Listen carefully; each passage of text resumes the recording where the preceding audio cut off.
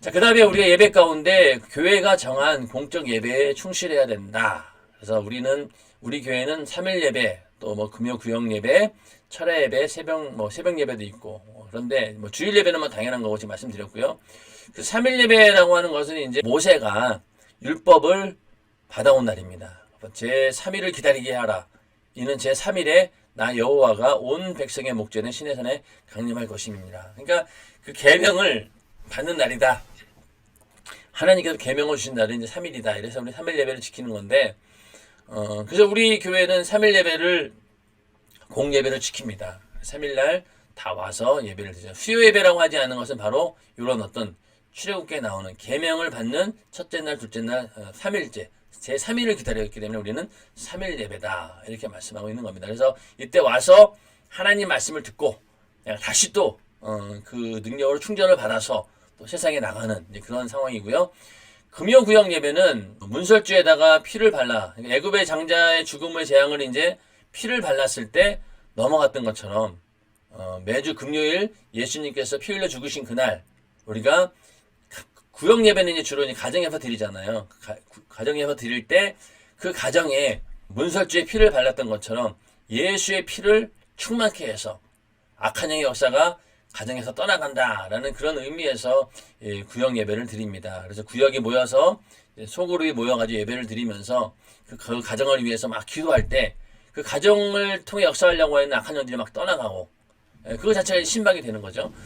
그래서 금요 구역 예배는 그런 의미에서 문설주에 피를 바른다는 그런 믿음을 가지고 예배 드리는 건 바로 이게 금요 구역 예배고요. 철야 예배는 예수님께서 십자가 달려 죽으신 그날 우리가 어떻게 편하게 잘 수 있겠느냐.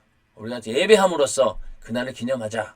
그래서 우리는 금요 철야 예배를 드립니다. 지금은 온전한 철야가 이루어지지 않고 있죠. 근데 예전에는 노량진 때까지만 해도 금요 철야 예배를 철야로 드렸어요. 그래서 실제로 말씀이 거의 뭐 11시 넘어 시작이 되고 그래서 끝나면은 한 새벽 한 1시 반 2시 되고 그러면은 끝나자마자 또 새벽 기도로 이어지는 완전 철야 예배를 드리는 게 이제 그때인데 지금에 보면은 금요 철야 때 율동을 하잖아요. 율동하는 게 괜히 하는 게 아닙니다. 이게 왜 한 거냐면은 원래는 금요 철야 예배 끝나고 나서 사람들이 굉장히 피곤하잖아요. 그래서 이제 커피 한 잔 마시고 휴식 시간을 갖다가 찬양을 합니다. 율동을 막 하는 거예요. 그러면은 사람이 몸을 움직이다 보면 이제 잠이 깨잖아요. 그러면 이제 그 율동하고 찬양 끝나자마자 통성기도로 이어지면서 새벽 기도까지 가는 거거든요. 그래서 율동이 그런 잠을 깨우기 위해서 율동을 한 거예요. 그때는 이제 뭐 지금처럼 한 곡 하는 게 아니라 여러 곡을 합니다. 그래서 뭐 여러 율동들을 그때 이제 비로소 접하게 되죠. 그래서 막 청년들도 그렇고 뭐 장년들도 그때 율동을 배우는 겁니다. 근데 이제 지금은 이제 그런 철야 예배가 없다 보니까 약간 좀 그 의미가 희석이 되긴 했지만 그러나 오늘날 우리는 금요 철야 예배를 드리면서 예수님께서 피 흘려 죽으신 그날을 우리가 내 안에 이룬다는 그런 의미로 예배하는 날로 정하고 있습니다. 또 새벽 예배는 하루의 첫 시간을 하나님께 드린다는 의미에서 굉장히 중요하죠.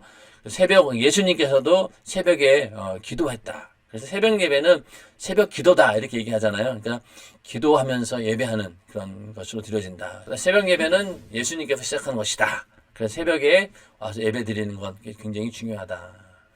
그리고 기타 절기 예배 및 성회가 이제 우리 교회도 계속 있는데 뭐 부활절, 성령 강림절, 맥추절, 추수감사절, 성탄절 이런 때마다 이제 예배도 있고 성회도 있고 행사도 있고 그때 가장 중요한 것은 최상의 예물로 내가 받은 은혜에 감사하는 절기가 되어야 된다. 부활절, 성령 강림절, 맥추절, 추수감사절, 성탄 다 뭐예요? 감사절이거든요. 내가 하나님의 은혜가 이렇게 베푸셨으니까 나는 그 은혜에 감사해야 된다.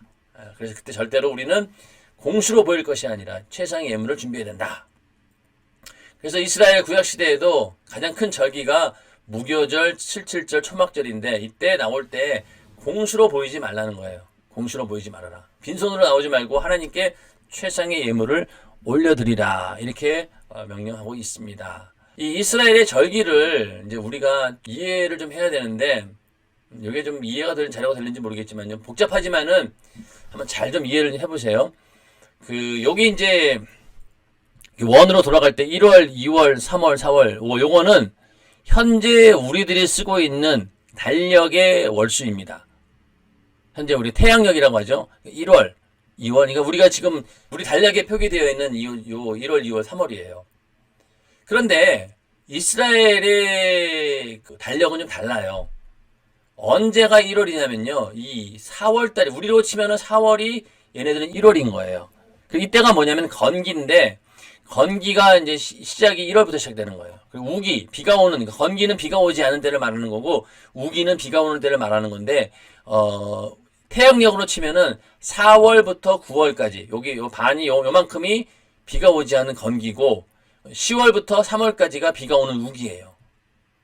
그래서 이스라엘 백성들은 우리로 치면은 4월이 1월인 거예요. 4월 14일이 6월절인데 이 사람들에게는 1월 14일이 6월절인 거예요. 그러니까 제일 한 해의 시작을 뭘로 시작하느냐? 6월절로 시작하는 거예요. 첫 해를. 그래서 이때를 뭐 니산, 이거는 또 이제 이 사람 말로 이제 매월을 말하는 거죠. 우리나라도 보면은 뭐 정월 초하루 뭐 이런 것처럼 이 사람들도 이런 니산 이런 것들이 있는데 하여튼 요 4월 달이 얘네들은 1월인 거예요. 제일 첫 저기가 뭐예요? 6월절인 거죠. 그 다음에 오순절이 이때로 치면은 50일째. 6월절 이후로 50일째 되는 날. 이게 오순절이고. 그러면서 쭉 가다 보면은 이제 나팔절이 있고 대속제일이 있어요.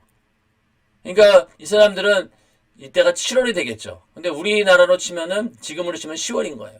초막절, 대복. 이거 예전에 왜 나팔절이 10월 달이거든요. 우리 태양력으로 치면은. 그래서 이 나팔절은 예수님의 재림을 상징합니다.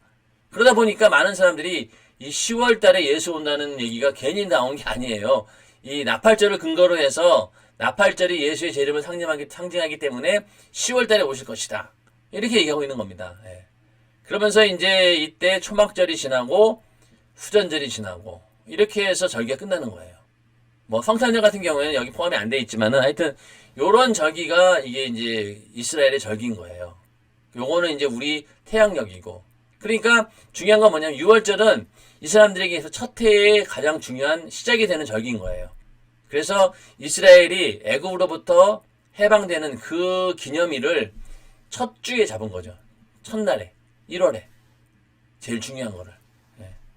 그게 바로 이스라엘 절기입니다. 그래서 우리가 이스라엘의 그 세 가지 절기를 무교절, 칠칠절, 초막절. 그 무교절은 여기죠. 6월절, 무교절, 뭐 칠칠절, 뭐 이때 그리고 초막절. 칠칠절이 오순절이죠. 이제 그러니까 무교절, 오순절 그리고 초막절 이걸 지키라는 거예요.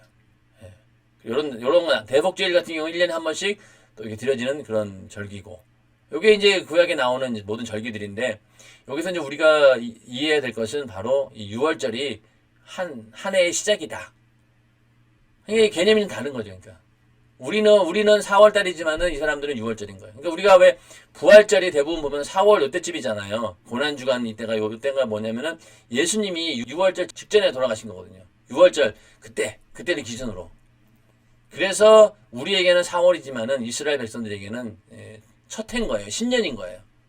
그러니까 우리가 받아들이는 느낌이 다르겠죠. 우리도 왜 1월 1일 이때는 마음 자세가 다르잖아요. 이스라엘 백성도 마찬가지로 마음 자세가 다른 거예요. 6월절을 맞이하는 자세가.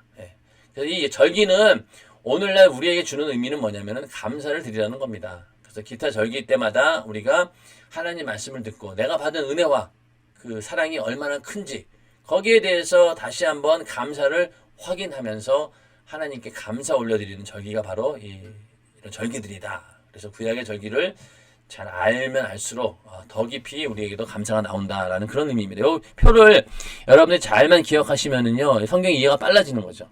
자, 그래서 우리가 이렇게 모든 예배나 이런 것들을 하는 이유가 하나님을 사랑하기 때문에 그런 거죠. 그 가운데는 정말 계명 같은 것들도 있고 또 하나님께서 강제적으로 꼭 지켜야 된다라는 그런 것들도 있죠. 그런 것들을 다 할 수 있는 이유가 뭐냐면요. 하나님을 사랑하는 것이다. 하나님을 사랑하는 것은 이것이니 우리가 그의 계명들을 지키는 것이라. 우리가 하나님을 사랑하는 그 마음의 표현을 이렇게 말씀대로 삶으로 인해서 지키는 거예요. 그게 사랑에서 나온다는 거죠. 그러니까 우리가 예배 드리는 것, 또 뭐 주일을 성수하는 것들, 또 교회에서 여러 가지 복잡한 그런 규칙들, 이런 것들을 굳이 지켜야 되는 이유는 내가 하나님을 사랑하기 때문에. 다른 표현 방식이 있나요? 하나님 말씀대로 사는 것이 최고의 하나님을 기쁘시게 하는 일이니까 우리는 그것을 자원하는 마음으로 기쁜 마음으로 하나님의 계명을 지킨다는 겁니다. 이해가 되시죠? 그리고 또 이런 모든 우리의 신앙이라고 하는 것은 말로만 나타내는 것이 아니라 행동으로 나타나야 된다. 행함이 있어야 된다. 행함이 없는 믿음은 그 자체가 죽은 것이라는 거예요. 그래서 우리의 신앙은 반드시 행함으로 나타난다는 거예요. 이게 만약에 나타나지 않으면 그건 거짓말이에요. 믿음이 있다라고 하면서 행함이 없다라고 하면요, 그 믿음 자체가 죽은 믿음이라는 겁니다. 우리는 이렇게 예배를 철저히 예배 생활을 하고 이런 모든 교회 생활을 철저히 하는 그런 이유가 바로 믿음에서 나오는 거다.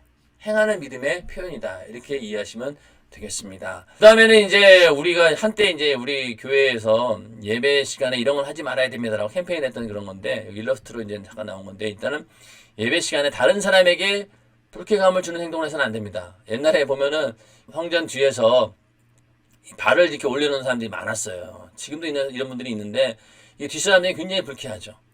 이런 일을 삼가해야 된다. 그리고 예배 중에는 돌발 변수가 있다는 거예요. 그러니까 우리 애는 절대 안 울어. 이러면서 이제 막 앞자리에 오는 사람들이 있잖아요. 그런데 그렇지 않아요. 신기하게도 집에서 안 오던 애들도 예배 드릴 때 앞자리에서 꼭 우는 애들이 있거든요. 그러니까 이런 상황을 생각하고 돌발 변수가 항상 있다라는 걸 감안하고 준비를 해야 됩니다. 그 다음에 옆 사람에게 피해를 주는 행위. 여기 막 기도한다고 막 옆에 사람 막 다치고 막 이러면 안 된다는 거죠. 그리고 핸드폰 예절 뭐 당연한 거고요.